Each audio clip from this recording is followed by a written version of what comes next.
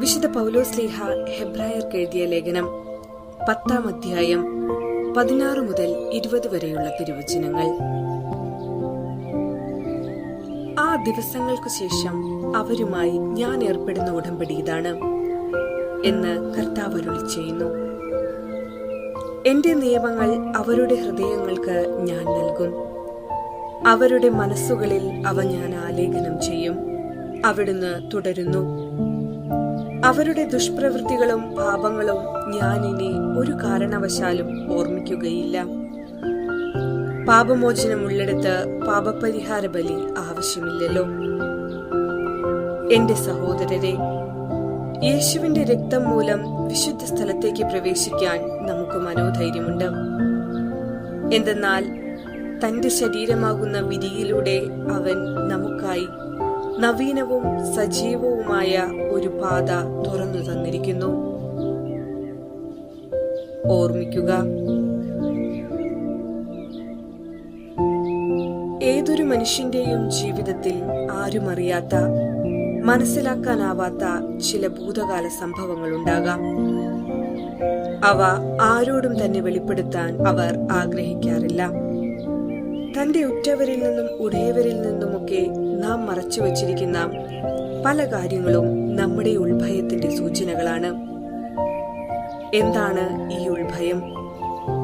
നമ്മുടെ തെറ്റുകളുടെയോ അബദ്ധങ്ങളുടെയോ വെളിപ്പെടുത്തൽ ബന്ധങ്ങൾ തകരാറിലാക്കും എന്ന ഭയം.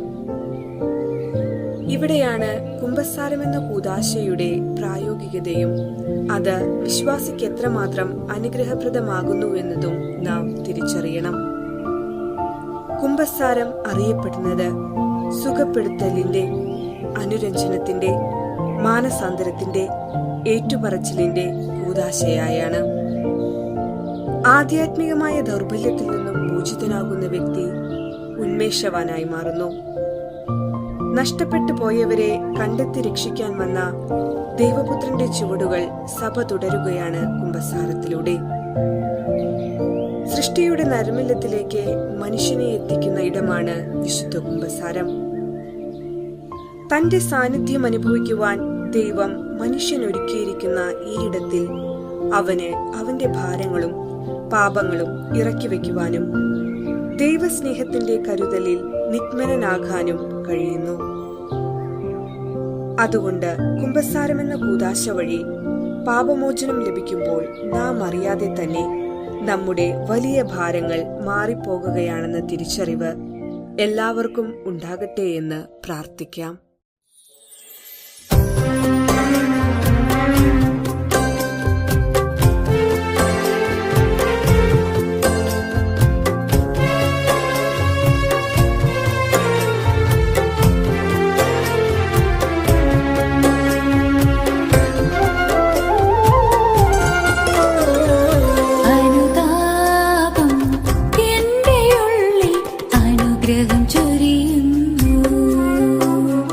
അവിരാമം അനുദപിക്കും